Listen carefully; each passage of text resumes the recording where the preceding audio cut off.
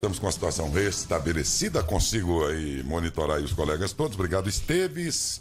E aqui no estúdio recebemos a Denise Minelli, administradora do Hospital Carlos Fernando Manzoni, doutor César, que eu poderia dizer do setor clínico, né, do hospital? Diretoria técnica. Diretoria técnica, não é? E eles vêm aqui ao estúdio por quê? Eu queria até recapitular para que vocês entendessem, na ausência de vocês aqui do estúdio, o que aconteceu essa semana, são as questões todas que motivaram o convite nosso para que vocês estivessem aqui. Já durante esses dias havia uma série de reclamações, dizendo que o próprio ambiente de recepção ali do pronto-socorro estava lotado, ao ponto de as pessoas ficarem lá fora, e eles reclamaram da demora, essas coisas todas. Isso somou também a sessão na Câmara, em que a vereadora Ana Mondini também questionava outros pontos em que o atendimento a doentes, pacientes do plano de saúde do hospital se mistura ao do SUS, e muitos ali imaginavam que estavam dando alguma prioridade aos do plano em detrimento do SUS e tudo mais. E também disso decorreu a entrevista do Dr. Cerqueira, que em certo ponto admite que, embora ele defendesse evidentemente o hospital, ele também chegou a admitir que talvez fosse o caso de separar as coisas, enfim, dar alguma tipo. Eu queria que vocês próprios ouvissem, né? Porque dessa entrevista aí resultou uma série de outras questões durante o programa, mas todas elas sempre sobre isso, ou seja, o atendimento que o SUS presta, que na opinião dessas pessoas tem poucos médicos, e por isso, na opinião delas, é que demora, e se mistura ao plano particular, tudo no mesmo ambiente ali e tal, e eles se sentem, de certa forma, preteridos pelos pacientes do plano, coisas desse tipo ditas aqui, mas especialmente nessa entrevista de segunda-feira, que é bem rápida, mas acho que era bom a gente começar por ela, até para ilustrar o que vocês vão dizer, do Dr. Cerqueira, que todos sabemos é médico, né? E é também vereador. O problema do hospital, boa noite a todos, é o seguinte: você precisa estar lá dentro para ver. Então, outro dia, no sábado, teve 230 consultas em 12 horas. Quer dizer, disso aí, de 230, tem 10, 15, 20 urgência mesmo. Então, o plantonista tem que parar para atender a urgência, entendeu? Infarto, tudo que dá lá, acidente, tudo. Então, é muito fácil você chegar e criticar. Então, o pronto-socorro de Matão é espetacular. O que está acontecendo é que a rede básica está deficiente. Então, cai tudo lá. Lá cai desde unha encravada, dor de dente, cai tudo que não precisava estar lá, se tivesse uma rede funcionando. Então, eu não admito que fala assim, entendeu? Então, já falei, fiz uma convocação. Eu quero que a Ana, mais alguma vez, fica lá no dia do plantão, entendeu? Principalmente esse fim de semana, de noite, depois das 4 horas da tarde, que não tem mais nada na cidade, não tem posto de saúde, e vai lá ver o que os coitados fazem. Eles passam apertados, plantonista, entendeu? Agora, o problema da H-Saúde, tudo bem que ela reclamou, o adulto é atendido pelo H-Saúde, pelo plantão do pronto-socorro. Estão vendo o que vão fazer com isso aí, entendeu? Mas, há 2 anos atrás, existia plantão de adulto. E era o mesmo problema do atendimento no hospital, porque o volume do hospital é impressionante, porque não tem onde qualquer pessoa, se você ficar doente agora que o cara falou, do bochecha, foi para o hospital, pro pronto-socorro, vai tudo para pronto-socorro, entendeu? Qualquer dor de cabeça, qualquer coisa, e vai os casos graves. E quando chega um caso grave, o que você tem que fazer? Atender primeiro o caso grave. Então começa a juntar, entendeu? Mas precisa ter mais médico? Tudo bem, precisa ver quem vai pôr mais médico. Agora, não pode chegar e falar que o pronto-socorro está uma desgraça, não está valendo nada. Pelo amor de Deus, que lá, o pronto-socorro você sabe que não é do hospital, só pode devolver para a prefeitura. Mas agora você chega lá, precisa fazer um exame de sangue, precisa fazer radiografia, precisa tomografia, faz tudo. Então eles vão lá com a certeza que tem tudo na mão. Então, bem, ele foi, portanto, considerando aí, na opinião dele de médico, o que é que estaria levando tantos pacientes ali a procurar pelo pronto-socorro e tudo mais. E depois ele entrou nessa questão também da relação atendidos pelo SUS no pronto-socorro, que é uma coisa, né? E atendidos pelo plano de saúde, porque eu ouvi lá antes disso a colocação de que como é que fica o médico que está dentro de uma jornada em que ele está trabalhando para o SUS, de repente para atuar para um plano particular, por exemplo, né? Se é que está acontecendo isso são coisas que eu vou perguntar aqui para eles, mas foi um ponto em que ele também falou sobre isso nos minutos finais dessa entrevista, que é muito longa, então eu estou dividindo aqui, tentando pegar um ponto mais importante e dele, portanto, já começar a fazer as primeiras perguntas. Se você estiver bem aí, tudo bem? Dentro dos minutos finais da entrevista, ok. Vamos continuar com o Dr. Cerqueira. nome do plantonista, que somos nós. Então agora vamos ver do H-Saúde. Mas não é o H-Saúde o problema não, porque há 2 anos atrás tinha médico de adulto H-Saúde e era a mesma queixa. Você conhece aqui de 5, 6 anos, pronto-socorro, pronto-socorro. Então nós temos que tentar ver se põe mais médico e tentar fazer. Mas eu acho que dá. O pronto-socorro, pelas condições do volume de atendimento, vou ser honesto, é ótimo, entendeu? Vai ter queixa, vai ter mesmo, mas pega quando chega a ambulância lá toda hora de fora acidente, eles são atendidos primeiro, entendeu? Então, é que eu fico meio revoltado, mas eu acho que a gente tem que tomar muito cuidado. Agora eu quero um fiscal, como ela falou, que tem que ter um fiscal da prefeitura no pronto-socorro, eu quero. Isso eu faço questão. E quero pelo menos 2 vereadores lá no dia do plantão. Principalmente fim de semana e de noite, que você vai ver. Como você já passou lá, todo mundo sabe. É isso. Então, não estou bravo com ninguém, mas a gente tem que tomar muito cuidado quando fala as coisas e com cuidado, entendeu? Ela pode ter um pouco de razão, mas só em relação ao H-Saúde. Mas não vai resolver o problema. Eles vão tirar. O que tem que resolver o problema é ter uma assistência médica básica na prefeitura que funciona.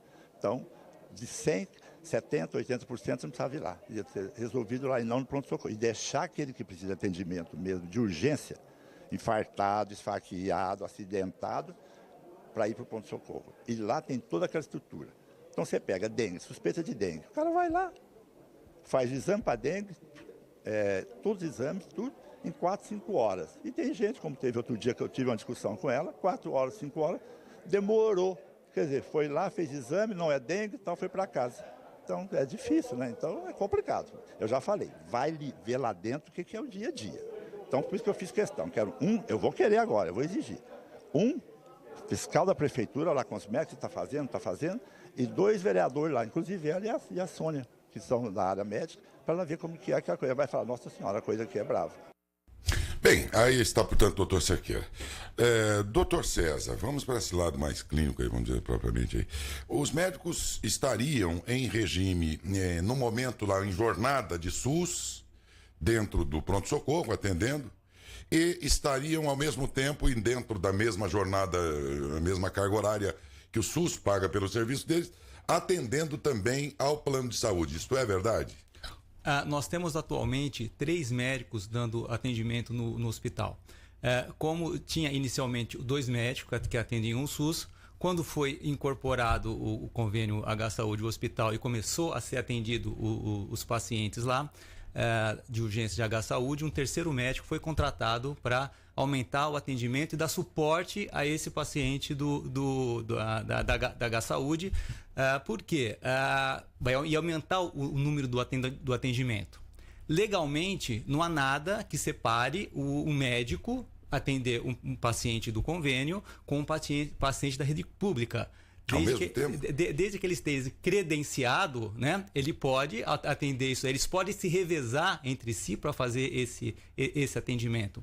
Então, tecnicamente, ele pode fazer isso daí. Mas então, legalmente, como é que seria? A Denise vai dar um trabalhista, que aí já vemos aqui para a administradora, exatamente, né? Denise, é legal ele fazer isso aí, embora seja possível tecnicamente, como disse o doutor César? Sim, desde que respeitado a classificação de risco. Né? Como assim? A classificação de risco é atender as pessoas, as urgências primeiro. Então, os pacientes, todos que chegam no pronto-socorro, eles passam pelo acolhimento, que a gente chama. Então, tem um enfermeiro, né? Um enfermeiro que fez faculdade de enfermagem, que faz essa classificação nas 24 horas. Na hora que a pessoa chega. Assim que chega. Ela que determina. Essa é a classificação por cores. Então, a gente determina a urgência do atendimento. Então, tanto o paciente do SUS quanto o paciente do convênio são classificados. Até aí você não perguntou se ele é do SUS ou se ele é do H-Saúde? Não, a gente sabe porque a porta é diferente que eles entram. Mas a classificação é feita e é respeitado. Todas as urgências, primeiro é vermelho, depois laranja, depois amarelo, depois é verde e depois azul. Tá? Verde e azul não são urgências, poderiam ser atendidos na rede básica de saúde. Uhum. Então, essa primeira que faz a classificação lá. Exato. Tá. Aí, tanto faz se ele está trabalhando no horário do... Porque o H-Saúde paga o médico mediante o quê? O H-Saúde a quantidade de atendimento ou uma jornada de trabalho? Não, paga a jornada de trabalho e paga todos os atendimentos dos pacientes do convênio para o hospital. Esse tempo que ele está lá dentro da carga horária do SUS, ele soma também no plano de saúde a mesma carga? Conforme o César disse, quando a gente incorporou, né, o plano de saúde lá, nós contratamos um terceiro plantonista. E esse terceiro plantonista, ele atende o convênio e atende o SUS também. Entendeu? Porque o convênio é um número muito menor de atendimento do que o do SUS. Então, quando não tem pacientes de convênio para atender, ele atende o SUS. Não era melhor separar uma coisa de outra, não, Denise? Não... Até para evitar essa situação, porque a pessoa que está lá pelo SUS, ela vai lá com aquele complexo de inferioridade, eu vou dizer logo de uma vez, né, de achar que ela é menos importante do que alguém que tem um plano de saúde particular. E atender tudo junto não implica também problemas que poderiam ser evitados se um outro portão, uma outra ala ali, atendesse separadamente o plano de saúde particular? Deixa eu intervir aqui. Pois não. Eu vou fazendo perguntas, vocês vão respondendo à medida que sentirem à vontade aí para falar. A Denise sempre fala que a pessoa mais importante no hospital não é o diretor, não é o médico, não é o enfermeiro, é o paciente. E esse paciente, a pessoa que procura o hospital, ela independe se ela é SUS, se ela é da rede pública ou se ela é da rede privada. Então, o principal que nós temos que dar atendimento no pessoal é o paciente e de acordo com a gravidade que ele seja, independente se ele é SUS ou se ele é de uma rede privada de atendimento. Porque nós somos o único hospital, nós somos o único centro de atendimento no município para atendimento de caso grave. Foi criado em 1997 o protocolo de Manchester, na cidade de Manchester, que foi instituído no Brasil em 2008, em Minas Gerais, que o objetivo é dar prioridade para os pacientes que chegam não com relação ao tempo de chegada, mas ao quadro de gravidade. Então é feita uma classificação de risco, igual a Denise falou. O vermelho é imediato, tem que ser atendido na hora. O amarelo tem que ser atendido em 10 minutos, isso é internacional, isso daí. E o laranjado pode variar de 50 a 60 minutos. O verde e o azul, que é em torno de 120 a 240 minutos, dá mais de 2 horas, pode demorar para ser atendido, né? Você atender esse paciente em torno de 2 a 3 horas, esse paciente. Para você ter uma ideia, 75% dos nossos atendimentos é verde e azul. São pacientes que deveriam estar atendidos em outros locais da cidade. Nós estamos preparados... Tipo onde? Tipo ambulatórios, postos de atendimento. Significa que essa outra rede aí não está funcionando direito? Ela joga uma demanda para vocês lá? Isso é histórico na cidade, não dá pra gente mudar isso daqui de uma hora para outra. A gente tem que ter uma estrutura na cidade, porque quando você monta um centro de atendimento para dar um atendimento para verde e azul, tem verde e azul que parece que é uma dorzinha boba de estômago, o paciente está infartando. Então você precisa ter uma rede de atendimento, uma estrutura de atendimento para casos que aparentemente são simples, mas viram complexo. Para o paciente da rede pública e da rede privada. O PSF é também... alguém que é um setor que poderia estar atendendo esses pacientes que chegam lá? Não, o PSF eles estão o PSF, o Programa de Saúde da Família, é o programa que faz um acompanhamento do morador da cidade. Mas nos bairros da cidade, nos postos de saúde das unidades básicas de saúde, eles estão começando a fazer hidratação e pedindo exames como hemograma, principalmente nos casos de suspeita de dengue, que nós estamos começando passando por essa epidemia agora. A demanda que chega lá, tem uma parte dela que poderia...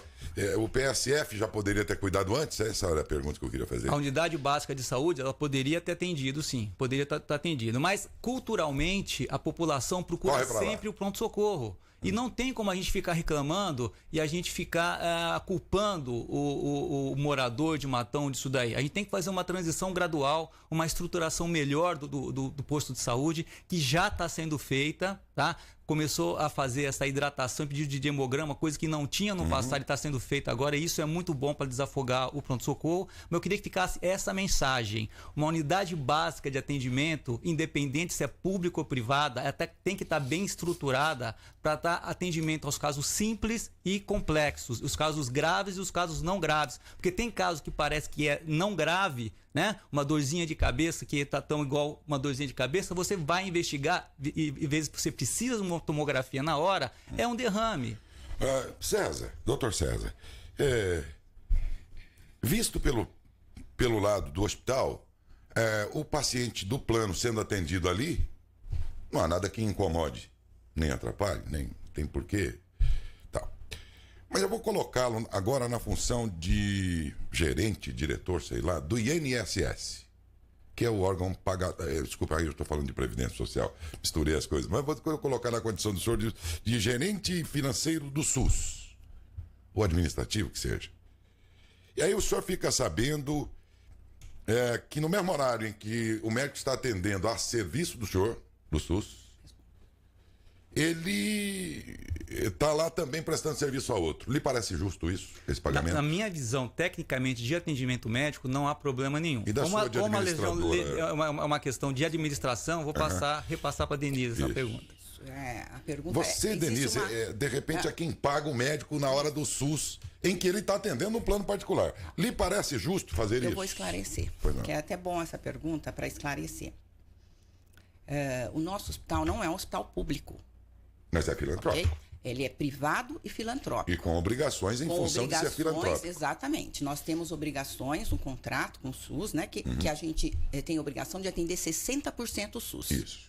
No ano passado, nós atendemos 88% do SUS. Então, a nossa cota é sempre acima do que a gente tem o plano contratado. De saúde particular só esse restante? Exato. Então, no global.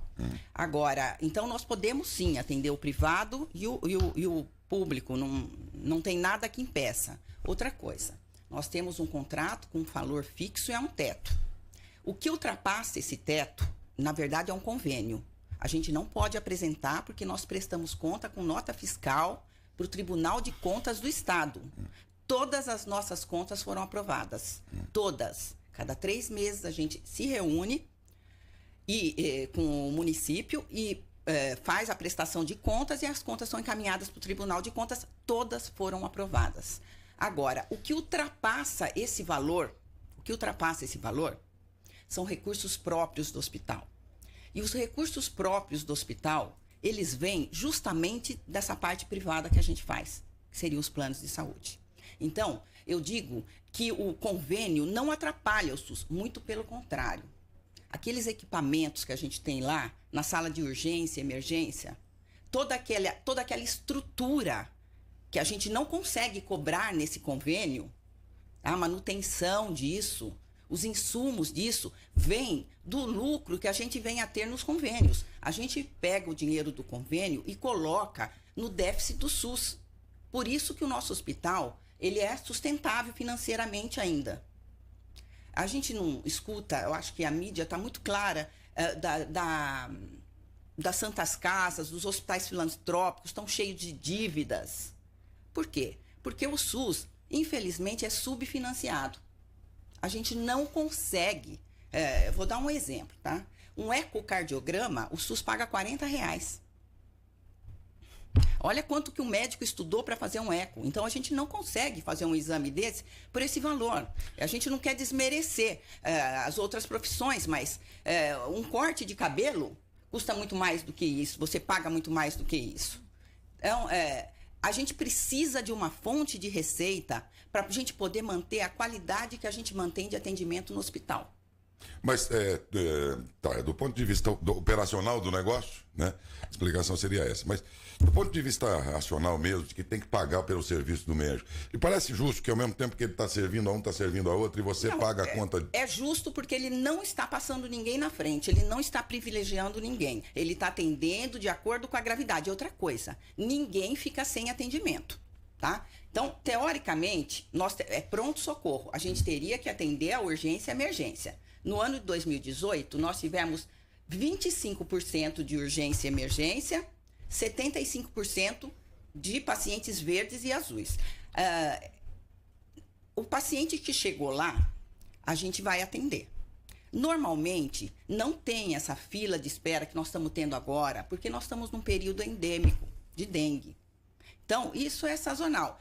Quando chegar em julho, nós vamos ter por causa da gripe A. Isso vai acontecer, a gente já sabe. Então, aumenta a demanda de procura. Todo mundo que tem um resfriado acha que está com a gripe A. E é natural que as pessoas se preocupem. Agora, a mesma coisa com a dengue. As pessoas têm sintoma, elas correm para lá.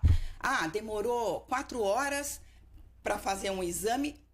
Demorou 4 horas, ela chega no pronto-socorro, passa pelo médico, faz exames, toma remédio, sai sem dor, com o resultado do exame na mão em 4 horas. Aonde você consegue isso?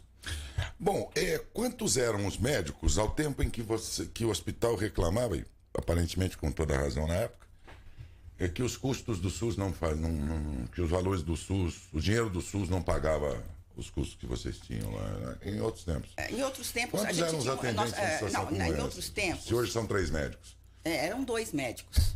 Não foi um aumento muito pequeno diante do aumento, porque aí eu vou entrar em valores. Lembrem-se, os senhores, que era 190 mil. Faz no tempo do né? Chico. Aí no começo do governo do Schettini, houve um entendimento, isso passou para 590. No tempo do Chico, nós procuramos, era deficitário, esse valor não Vocês cobria. chegaram aí ao Ministério Público, Exatamente. Nós fomos no Ministério Público, passou para 360. Já naquele acordo? Já teve acordo. Mesmo assim, não era suficiente, porque a gente já estava pedindo os 590. De 3 anos para cá, pouca coisa duplicou o valor com isso aqui. Então, porque o valor chegou era a deficitário 590, naquela época. certo. Não pagava a conta.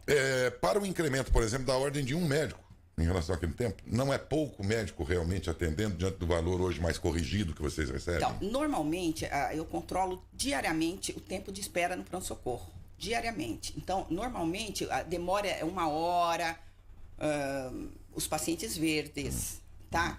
Quando chega alguma urgência, 2 horas, a gente tem mais ou menos esse tempo de espera. Agora que nós saímos da curva por conta desse período endêmico que nós estamos passando. Nessa situação excepcional e diante de um quadro agora mais corrigido, mais justo, pelo que se percebe, não seria o caso nessas situações excepcionais aumentar? Porque por exemplo, o comerciante no Natal sabe que vai receber mais clientes, ele contrata mais gente, pessoas ali de venda e tal. Não seria o caso do hospital, nessas situações ocasionais, também dotar o atendimento de mais médicos atendendo? O nosso problema não é só médico, né? O nosso problema é a área física, é espaço físico. Então, eu puser mais 10 médicos lá, a cidade inteira vai migrar para lá e vai sair da atenção básica. E não é essa a ideia. A ideia é que eles usem os postos de saúde. O programa Mais Médico continua, né? Nós temos médicos nas unidades básicas e nas estratégias de saúde da família. Então, as pessoas precisam se dirigir a essas unidades de atendimento, porque assim desafoga o pronto-socorro. Nós temos que colocar as pessoas para tomar soro, é muita gente. Sabe que aqui durante o programa, e há muito tempo que eu não entrevistava você, as coisas vão acumulando, assuntos que vão se acumulando, e eu agora vou me lembrando do prédio ao lado que o governo do estado destinou a vocês, né? E aí a gente vê esse atendimento concomitante entre plano particular, misturado de certa forma, misturado ali com o SUS, né? E fico imaginando que naquela região ali onde hoje funciona o hospital, não haveria um modo de separar uma coisa de outra ali. SUS... Olha, hoje eu expliquei já para você agora. Hoje nós temos junto, porque nós estamos otimizando recursos. Então, isso só beneficia o SUS. Tá? Nós estamos interligados. Nós temos uma tomografia que fica próximo do pronto-socorro. Seja o paciente que acabou de sofrer um acidente, 24 horas. Nós temos ultrassom, 24 horas. Então, todos esses recursos próximos otimizam o atendimento e, com certeza, não prejudicam. O paciente grave não é prejudicado, muito pelo contrário. Deixa eu falar com o doutor César agora. Deixa eu só acrescentar uma coisinha nisso daí. Mas tem que mudar um pouco o foco. Tem que ficar claro para a população que o atendimento não está sendo atrasado do paciente do SUS por causa do convênio. Está igual. A gente tem um controle de tempo de espera e não houve um tempo maior de espera porque está sendo atendido o convênio junto com o médico. O senhor como médico, os pacientes não estão vendo. Nessa época ajudaria? O senhor como médico? Ajudaria. E nós estamos com isso daí. Mas o que ajuda mais desses pacientes que não têm necessidade de ficar no hospital, eles serem encaminhados para os postos de atendimento, para uma hidratação e colher exame se necessário, porque muitas vezes não precisa nem hidratação endovenosa. Uma hidratação via oral. Nos casos de dengue, 90% dos casos resolvem hidratação via oral. Não precisa estar passando pelo pronto-socorro. Então, nós estamos descentralizando esse atendimento nesse momento dessa aumento do caso de dengue. Para o senhor que também é médico, eu vou fazer uma pergunta daqui a pouco aqui, que foi levantada outra questão há pouco tempo, que é a questão de estacionamento ali naquela região e tal. E aí nós lembramos que tem um estacionamento do fórum ali e tal, e vamos tratar também sobre isso já em seguida. Antes de lembrar que na Revestilar você encontra os produtos e qualidade das grandes marcas e ofertas de verdade. Pensou acabamento? A Revestilar é especialista, é muito melhor. No piso, revestimento, porcelanato, louças, metais, gabinetes e acessórios. São condições especiais se for à vista. Discutimos aqui o semáforo recentemente implantado ali. E eu ficava pensando, que se eu fosse um motorista de ambulância e numa urgência, o semáforo está bem na esquina de 2 entradas do pronto-socorro, seja pela Senhorinha Frota, seja pela 7. E 2 ruas apertadinhas, que se a ambulância vier, não tem nem como o motorista que está na frente dar preferência. Parece, ao ver aqui de alguém que é leigo, né? Mas visto assim, do ponto de vista do trânsito, isso, de certa forma, aquele semáforo ajudou vocês? Olha, no começo eu achei muito estranho aquele semáforo, esse mesmo questionamento seu eu fiz. Parece que organizou melhor o trânsito ali. Porque, de toda forma, ali tinha congestionamento. Na 7, os carros desciam. Mas na Sinharia ficava tudo parado. E a ambulância também vem pela Sinharinha. O SAMU também vem. Eu não recebi nenhuma queixa, nem de SAMU e nem da ambulância. Eles estão conseguindo chegar lá? O importante é dizer o seguinte, o atraso, tem uma queixa, não chegou a mim. Posso falar como médico, em torno de 15 segundos cada semáforo. Os pacientes, quando chegam na urgência do hospital, eles vêm pela ambulância, pelo SAMU, trazido pelos bombeiros, já parcialmente estabilizados e muito bem estabilizados, porque o serviço que nós temos do SAMU aqui de Matão e do serviço dos bombeiros é excelente. O paciente já vem estabilizado. Então, se ele vai ter que atrasar para chegar no hospital, são 15 segundos. Um paciente que já recebeu os primeiros atendimentos, esses 15 segundos não vai aumentar a mortalidade nesses casos. Eu fiquei aqui meio no lugar do motorista, já estaria pânico em mim. Então, sai da frente que eu vou chegar lá. Eu acho que muitas vezes a gente... Então, acho que muitas vezes nós nos perdemos em discussões de pontos periféricos e nós não analisamos números do que está acontecendo. Mas pode ser nós estamos falando de 15 segundos do atendimento, um paciente que já chega com pré-atendimento inicial. Isso não aumentou a mortalidade. Nós debatemos isso aí outro dia e a conclusão a que isso pode chegar, portanto, é essa, como poderia ser ao contrário, aí teríamos prestado um grande serviço. O propósito não é polemizar nem nada, é apenas saber se ganhamos com isso, com o semáforo ali, ou se perdemos. E a população, o usuário acha que poderia deixar liberado ali. Até os médicos, né, Décio? Lembra? O usuário que eu digo, o motorista que passa por ali. Eu só não sabia a opinião de vocês que eu assim, quando a gente libera a 7, que é a preferencial, a gente tá deixando a Sinharinha Frota totalmente obstruída. Porque para você conseguir passar ali era muito difícil. Agora é 15 segundos para cada lado.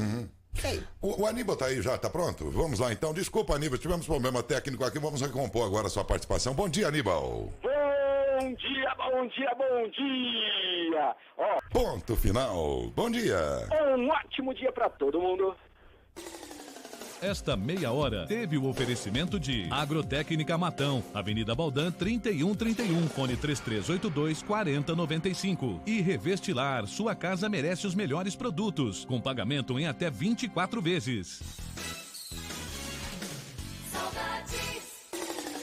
Esta meia hora tem o oferecimento de Prolar Móveis, fone 3382-6042. Construsilva Materiais para Construção, 3382-6764. E Teleporte, fone 3384-5012.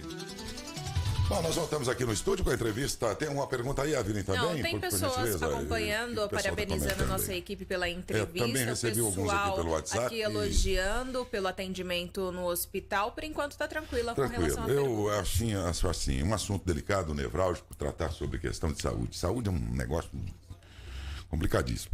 E trazer alguém que tenha que falar sobre isso vai depender muito da coragem de falar, porque muita gente se esquiva e deixa no ar o silêncio. O silêncio é o melhor lugar para propagar a desinformação. A opinião de cada um, a versão de cada um. E nesse mundo cheio de internet, não sei o que, todo mundo virou especialista.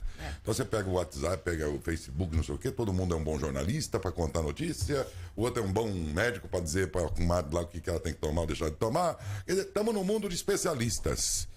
E aí, ainda que isso sirva para outras coisas boas também, mas fica essa situação toda aí em que, quando você não fala, quando uma instituição como o hospital, prefeitura, quando ela silencia, ela permite que esses especialistas entrem em ação. que é o que eu disse ontem sobre engenharia, aqui sobre obras aí, né? Quando ela fica quieta, ela deixa que o cidadão comum seja um engenheiro da obra, né? Então, por essa razão, foi muito bom que vocês vieram aqui. O prédio ali do antigo fórum destinado a vocês, a gente passa em frente e não vê sinais exteriores de obra, de algo assim. O que está acontecendo? Está faltando grana? Já era para estar ou não? Está dentro do cronograma e não era de imediato que vocês iam fazer? Por que nada foi feito ali ainda, Denise? Então, está dentro do cronograma, tá? Nós temos 4 anos, né, dentro do contrato lá para fazer alguma coisa naquele prédio. Só que aquele prédio, ele está muito deteriorado. Eu lembro da sala do júri, um dia que eu tomar café lá e passei na sala meu Deus do céu. Ele está bem estragado. O juiz julgava com um olho na lei e outro no teto. No teto. Eu falava que então, veio mesmo. Tudo que a gente for fazer ali vai ter que ser muito bem pensado, porque o investimento vai ser muito alto. Você tem ideia de quanto? Não tenho, porque a gente ainda não direcionou exatamente o que será feito ali. Vai ser um atendimento para a população, com certeza, para atender o paciente SUS e alguma coisa que não dependa da... Ou nós vamos interligar por cima ou por baixo, se for, entendeu? Ao hospital. Porque nós já temos um centro cirúrgico dentro do hospital, existem algumas coisas que a gente tem que otimizar. Equipamento, né? A mesma já coisa, tá tudo lá, a mesma né? coisa que eu falei do pronto-socorro. E o administrativo, não poderia ir para lá? Então, existe uma possibilidade. Nós já tiramos todo o administrativo daquela parte onde fica a minha sala, onde fica a administração, logo na entrada do hospital. Só falta eu sair dali. Porque a gente realmente quer priorizar o atendimento. Né? Colocar oncologia, aumentar a nefrologia, deixar aquela área que a gente considera uma área nobre para atendimento. É próxima ao centro cirúrgico, é próxima ao UTI. Então, é muito importante isso. Pode até vir a acontecer de sair a parte administrativa. Grande parte da administração nós já tiramos, já colocamos lá no CEP, no Centro de Ensino e Pesquisa. Antiga OAB. Tá, sei, localizei. Tá. E aí deixa eu ir aqui pro Dr. César agora, porque outro dia nós discutimos aqui, exatamente, a gente colocou aqui para os ouvintes opinarem sobre o semáforo, e aí houve até opinião aí de médico, né? Lembra? Médicos, é porque a gente tem que parar e às vezes tem que ir lá várias vezes, mesmo não acha lugar e tal. Até, né? Daí lembrou que esse prédio do fórum tem um estacionamento. Ele está sendo usado? Então, por enquanto não. Mas isso já é um estudo, já está até adiantado esse estudo para a gente poder estar fazendo um estacionamento ali naquela área. Tipo, para os médicos? Não só para os médicos, né? Porque muitos usuários, né?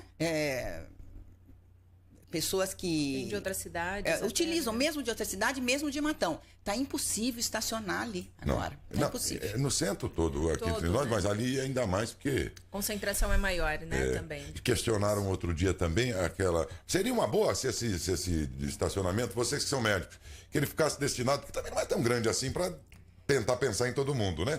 Mas vamos imaginar que o médico tem a preferência. De umas 50 vagas para carro, a gente já calculou. Vamos imaginar que o corpo clínico lá e tal tenha uma certa preferência aí, deve ter mesmo, né? Com certeza vai ter. Doutor César, não seria uma boa já ir usando aquele estacionamento lá logo ainda? Porque ali não depende de obra. Primeira coisa, quem é o principal a ser atendido no hospital? A gente acabou de falar, a pessoa principal é o paciente. Acho que o médico que consegue se deslocar bem, sem dificuldade de mobilidade nem nada, talvez ele possa andar algumas quadras até chegar no hospital.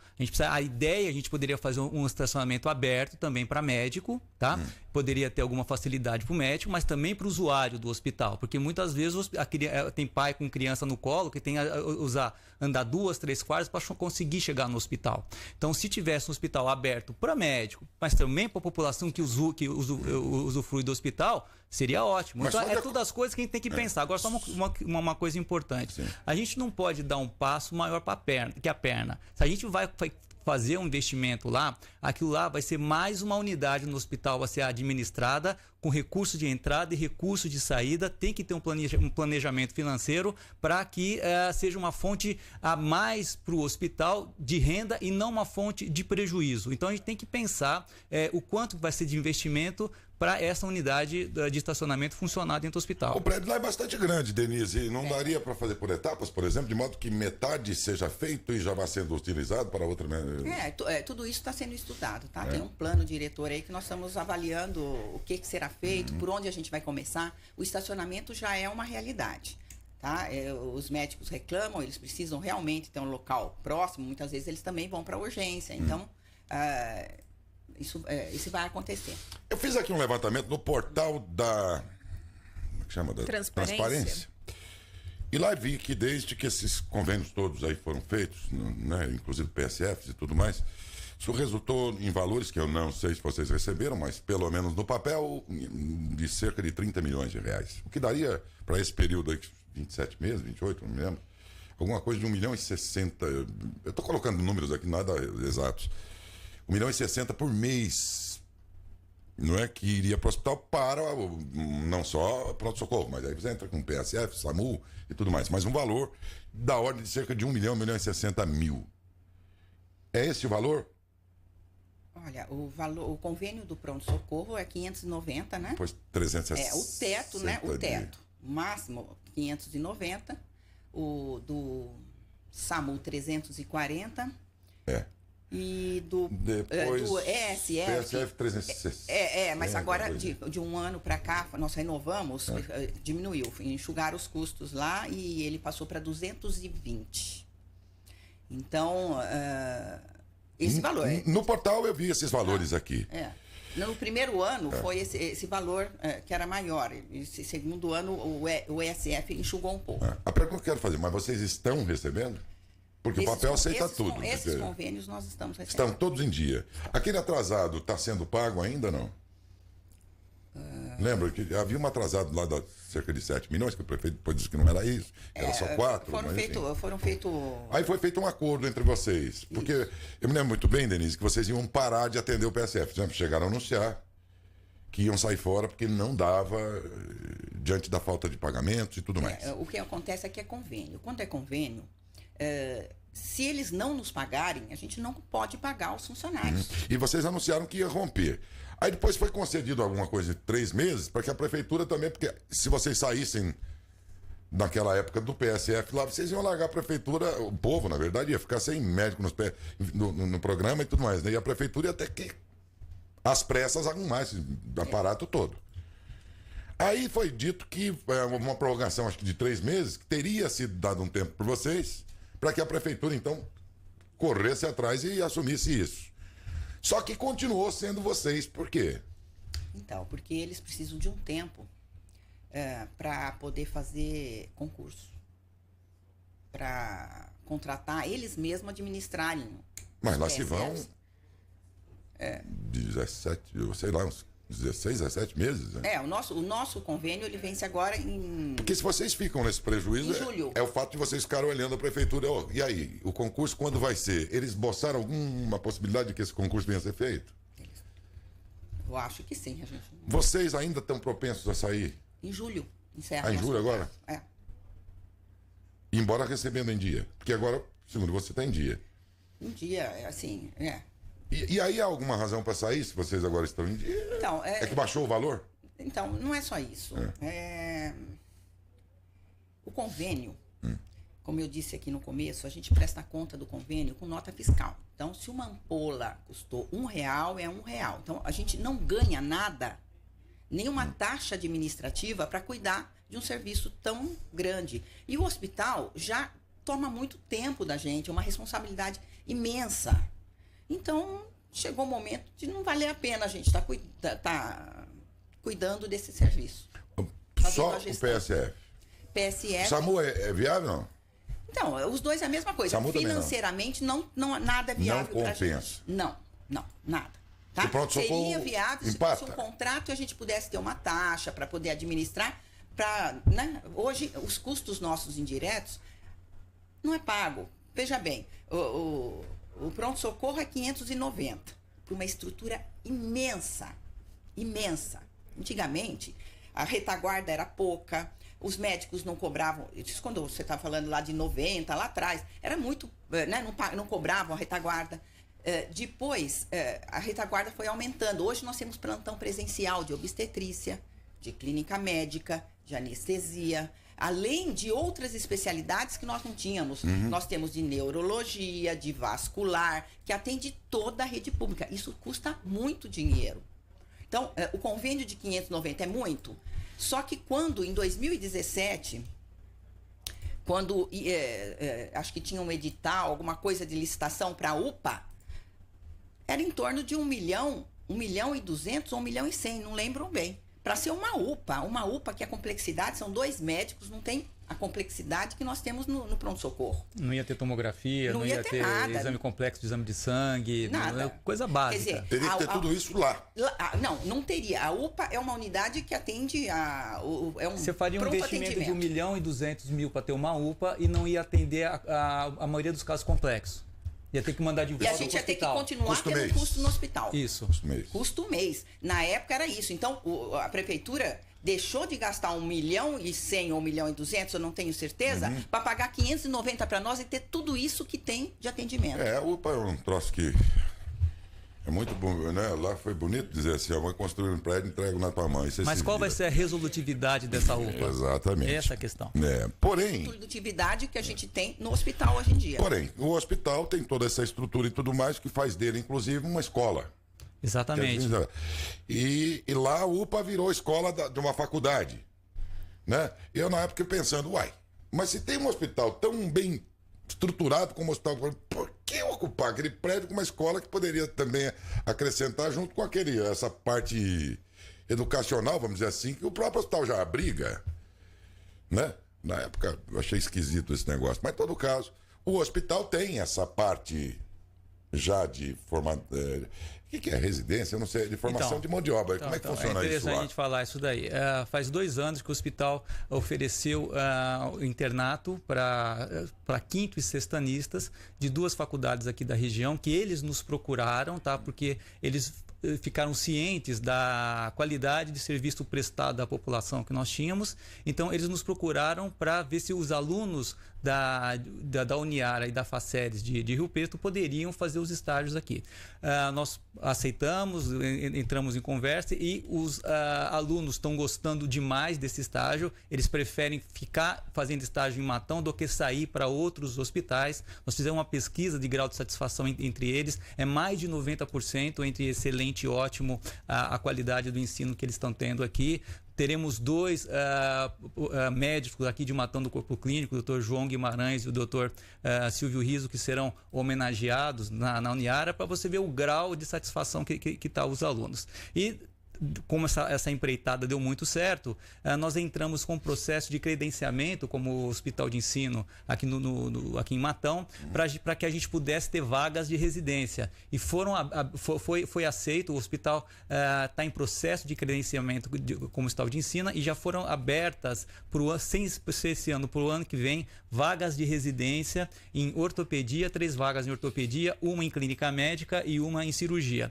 Vocês não têm ideia da exigência que é um hospital ser credenciado como hospital de ensino. É muito rigor, o pessoal faz uma visita em loco no hospital para ver se as comissões de ética, de comissão de ensino, comissão de transplante de órgãos, a gente tem em torno de umas 15 a 20 comissões, ver se elas estão funcionando, ver se a UTI funciona bem, ver se os exames complementares funcionam bem. Então vieram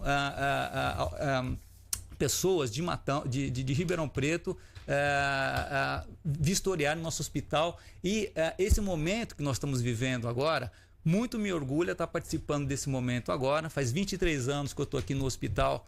O primeiro plantão que eu dei aqui foi em agosto de 96 e muito me orgulha e me honra o hospital estar passando por esse processo de credenciamento como hospital de ensino, que a responsabilidade que um hospital tem de você formar e você ser credenciado como formador de médicos e especialistas em determinadas áreas é muito grande. E esse processo é muito rigoroso e na primeira reunião que teve lá em Brasília para ver se nós estávamos aptos a ser credenciados para abrir essas residências, nós fomos aprovados de primeira, na primeira reunião, sem pendência. Nós teremos apenas um período probatório de 2 anos, que está na lei isso daí, para que a gente seja oficializado como mais um hospital de ensino no Brasil. É verdade que as Santas Casas de Misericórdia passam por extrema dificuldade e tal.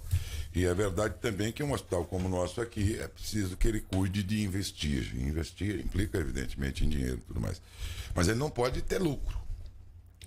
É bom essa pergunta. É bom deixar bem lembrado isso aqui. Essa pergunta sua porque foi às vezes tem gente que fala, mas o hospital é um pouco voraz com verba, ainda que a intenção seja de melhorar e tal, mas eles parecem que olham o dinheiro ali o tempo todo e entra e tal. Eu tô passando aquilo que a gente capta. Não, foi essa sua colocação. E ele importância. ele é de benemerência, ele é filantrópico. Então, mas a Denise vai esclarecer muito bem isso daí. Pois não, Denise.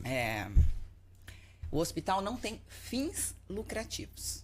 Não Ele vai sobrar grama no fim do mês para dar para o dono. Ele não tem fins lucrativos, não tem a divisão de resultados como uma empresa privada, puramente privada. Então, a nossa diretoria não é remunerada. Não ganha nada. Eles são voluntários, eles vão toda semana, alguns já há mais de 30 anos lá no hospital. E o que acontece? Ele tem que ter lucro.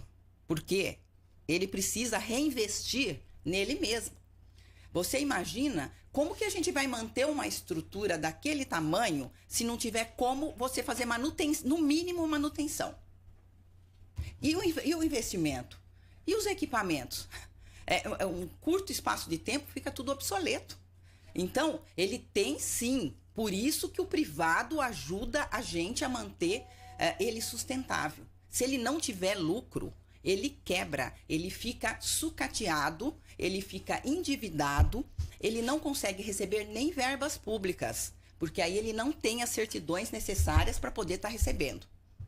Então, ele precisa, sim, existe uma confusão quando fala, ele não tem fins lucrativos, porque o dinheiro que o lucro dele é reinvestido nele mesmo. E isso é importantíssimo para a gente ter todo esse avanço que nós tivemos nesses últimos anos, né? Quanta coisa tem no nosso hospital que a gente não tinha.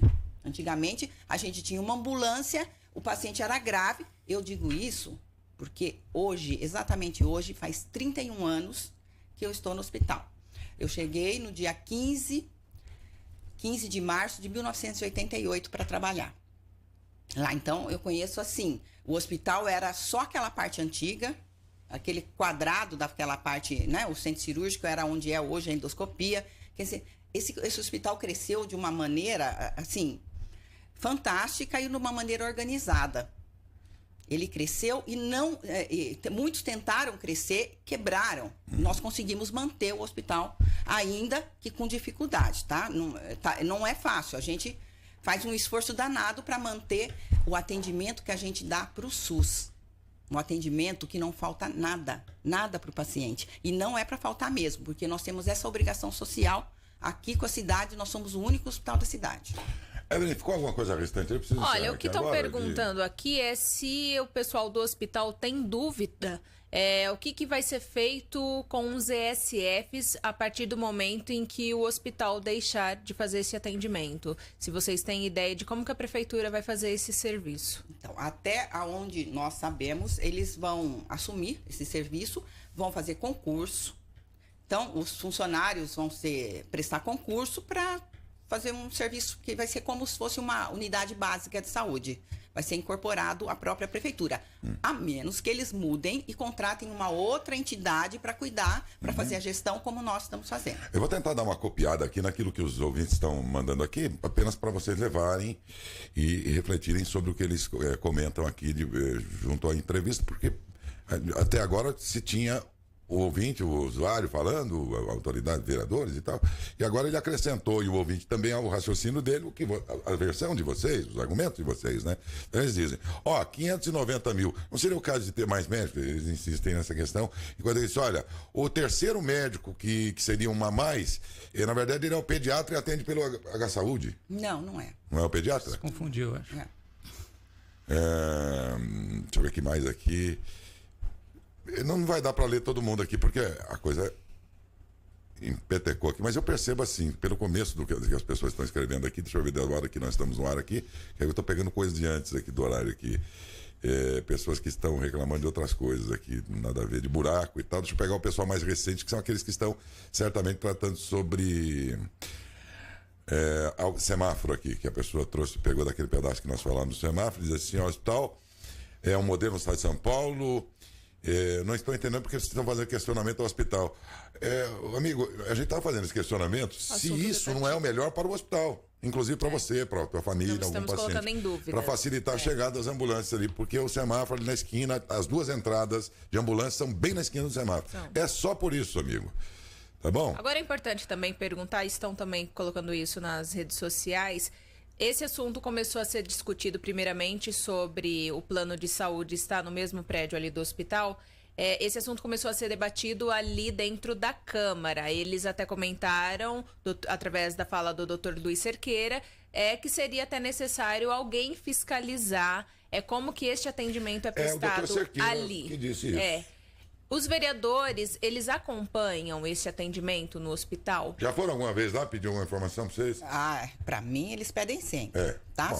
Eu sempre atendo os vereadores. As portas lá estão abertas e a gente pode, com certeza, acompanhá-los. Ele sugeriu de um guarda municipal, por exemplo, ficar fazendo essa observação se está havendo privilégios para algum em detrimento de outros. Estamos abertos a quem quiser ficar presencialmente no pronto-socorro acompanhando o atendimento. É até bom para esclarecer a hospital. Deixa a pessoa seja credenciada para isso daí, qualificada para isso. Porque é o seguinte, ela vai ver lá, nós não temos nada para esconder lá, tá? Às vezes demora o atendimento, porque nós estamos atendendo os 20%, 25%, que é o caso vermelho, a laranja, pontuais, que são os casos graves, né? E outra coisa, só que a pessoa que for ficar lá fiscalizando nós vamos ter que manter a privacidade das pessoas que estão sendo atendidas, os usuários, né? Então não é assim, não pode entrar numa sala de emergência, mas ficar ali na recepção... Não dá. Aqui, o ouvinte está perguntando se é boato, é verdade que o fórum antigo vai ser doado para o hospital. Não é doado, ele vai ser destinado ao hospital, não é que vai ser, já foi. Agora o hospital, que é detentor ali do uso daquele prédio. Tem como fazer a pergunta? Bom dia. Eu estou tentando abrir aqui a pergunta dos ouvintes. Tem um cidadão que fica ligando aqui e a tela abre em cima da pergunta. Eu não consigo fazer, amigo. Aqui não dá, né? Deixa a gente trabalhar. O jornalismo não pode atender. Não vai dar, nós não atendemos ligações. Aí pior que atrapalha aqui. Queria saber com a Denise qual o motivo de não aplicar mais no... intravenosa no hospital. Tem redução do estômago de 17 anos. Minha anemia. Aqui ele já vai para uma questão bem pontual, que se vocês souberem responder e quiserem. Mas é uma situação já mais pontual, não é do todo aí do hospital. Eu posso responder. Sabe do que ela está tratando aqui? Deu para entender já? Ela quer tomar uma medicação endovenosa no hospital. No hospital e parece que não aplica mais, é isso? Porque essa medicação, com certeza, ela pode tomar na unidade básica de saúde. Fui ao médico, me deu 10 ampolas para aplicar na veia, fui ao postinho, não tinha enfermeiras, diz ela. Fui ao hospital, quer dizer, aí você vai pegar de novo, voltar no começo do assunto. O postinho não está fazendo o papel direito dele, é isso que acarreta sobrecarga ao hospital? Essa medicação, provavelmente ela tem que tomar na unidade básica de saúde mais próxima da casa dela. Pode ser um PSF. Os PSFs, que a gente chama de ESF, estão equipados, têm enfermeiros comprometidos, técnicos de enfermagens, agentes comunitários de saúde. Por esse período que nós estamos fazendo a gestão, realmente eles trabalham bem. Né? Equipes comprometidas, eles estão colocando soro nos pacientes, os médicos do programa Mais Médicos estão atendendo os pacientes, fazendo exames nos pacientes. O secretário da Saúde, Dr. João Guimarães, ele gravou um vídeo, acho que foi essa semana, no começo dessa semana, ele fez reunião com a equipe, inclusive com o coordenador do pronto-socorro, para direcionar essas pessoas, a população, para as unidades básicas de saúde e as estratégias de saúde da família. Minha pergunta final. Esses 590 mil, se estão em dia, né? E se não são suficientes, parece está sendo um valor razoável, não permitiria que o hospital contratasse, nessas situações ocasionais, pelo menos, mais médicos para atender ali? Então, esse valor não dá. Tá? Esse valor a gente já presta conta, é apertado, o pronto-socorro custa muito mais do que 590 mil. E nós já temos esse terceiro médico que já está ajudando. Foi o que eu disse. A gente precisa não só de médico, área física. São muitos exames, é muita gente para ser atendida. Então, o que precisa é direcionar essas pessoas, com todo respeito, para os postos de atendimento nos bairros. Eu acho que está existindo até uma vontade da Secretaria Municipal de Saúde com isso, que eles organizaram essas equipes para que isso aconteça. E eu peço à população que tenha um pouco de paciência. Nós não estamos mandando as pessoas embora do pronto-socorro. A gente poderia, veja bem, chegou lá, passou pela classificação, olha, você tem que voltar, você vai lá no posto do bairro Alto que tem um médico lá para ser atendido. A gente não está fazendo isso por uma questão de logística. Não sei como que a pessoa chega lá, como que ela vai até o bairro Alto, entendeu? Só que se ela decidir que ela vai esperar e quer ser atendida ali, ela vai ser atendida ali, só que vai levar um tempo maior. Gente, nesse período que nós estamos passando, endêmico. O tempo já vai avançado aqui, eu peço desculpas, se faltou alguma pergunta aí que o ouvinte talvez desejasse fazer, mas o que a gente sabe é que um pronto-socorro realmente de primeiríssimo mundo tinha que ter lá 6, 7 especialidades o tempo todo. Seria maravilhoso. Existe isso no mundo, em algum lugar, doutor César. Aqui no Brasil a gente não conhece um pronto-socorro desse, porque a situação brasileira é essa aí mesmo. É 3, 4. Quando, na verdade, nós teríamos que ter tempo integral para ser assim, vamos dizer assim, o pronto-socorro padrão, modelo mundial, né? Eu imagino aí umas 5, 6, 7 especialidades lá o tempo todo. Seria uma coisa maravilhosa, que não existe aqui no Brasil, né? Então a realidade nossa é essa. Mas a gente fica insistindo no assunto no sentido de que também isso, de alguma forma, contribua para melhorar para todo mundo. Então, a gente cutuca o administrador, cutuca o médico, cutuca não sei quem, ouve vocês. E o nosso propósito é só esse. Com a entrevista, quem sabe disso resultar algum melhoramento, tudo mais. E permitir que todos se manifestem. Então, as pessoas já vinham falando esses dias todos. Nós sabemos o quanto o dinheiro da saúde nesse país aqui é um negócio complicado. Quer dizer, se o país tivesse cuidado, se os governantes que passaram lá mais de... Olha, do Getúlio Vargas até passando por todos, Fernando Henrique, Lula... Se todos tivessem feito programa preventivo de saúde, uma política preventiva de saúde, hoje não se gastava tanto dinheiro com complexidade, com uma série de coisas. Então, nós estamos esperando ainda que um governante, o senhor Bolsonaro, quem sabe o senhor, comece a cuidar dessa parte preventiva da saúde. E, de outro lado, sempre que a gente fala em valores aqui, 590 mil, 1 milhão e não sei o que e tal, eu, pelo menos, penso da seguinte maneira. Podia ser 2 milhões. E na saúde, na educação, podia ser todo o dinheiro que puder, põe lá. Desde que bem aplicado, todo mundo está ganhando com isso. Então eu queria o seguinte, que esses 590, se ainda assim não são suficientes, é o que o povo está podendo pagar pelo serviço que vocês prestam. E se vocês puderem fazer mais um pouquinho com ele, com a competência que você tem, Denise, aperta lá, dá um jeito. A gente vive fazendo isso. Que era melhor mandar 2 milhões para você. Olha, nosso compromisso realmente é com a vida, né, das pessoas, com a garantia, né, da saúde das pessoas que são atendidas lá. E isso, vocês podem ter certeza que a gente faz. Nós temos todas as retaguardas, nós temos todos os exames na urgência e emergência. Nós queremos garantir que se você precisar ser atendido numa urgência, você vai ser atendido de imediato. Você não vai ficar... Porque nós não temos ninguém que fica naquela sala de espera e que morre naquela sala por falta de atendimento. E outra coisa, e ninguém que não é atendido, só não é atendido quem não quer esperar e falar, eu vou embora que eu não vou esperar.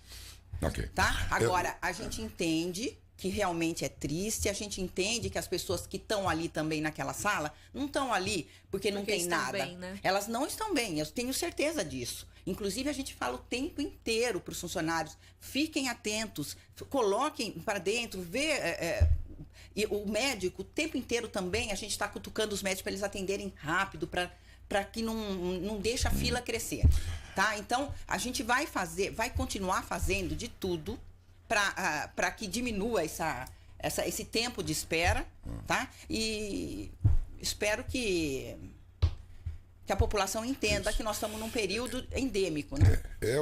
Então, só para resumir, o que eu queria dizer era exatamente isso. É 1 milhão e pouco por mês, seria esse valor de todos os convênios e tudo mais.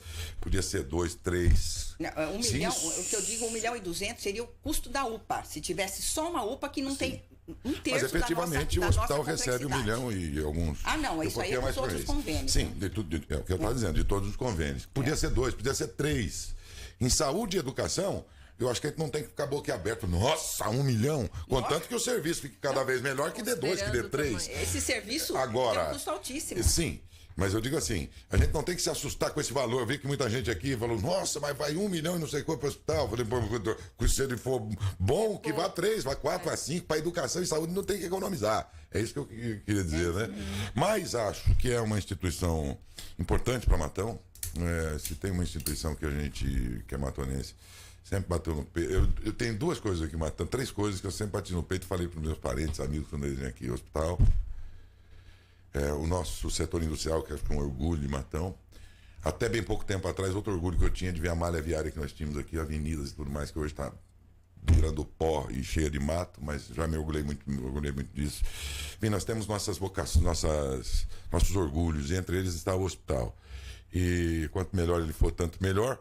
Mas nesses momentos assim, em que havia necessidade de que vocês viessem, nós convidamos e fiquei muito feliz que vocês aqui compareceram. Muito obrigado, bom dia. Agradeço. Muito obrigado. Nós que agradecemos a oportunidade de estar esclarecendo a população aqui. Conversei com o diretor técnico, né? Sua função toda, César.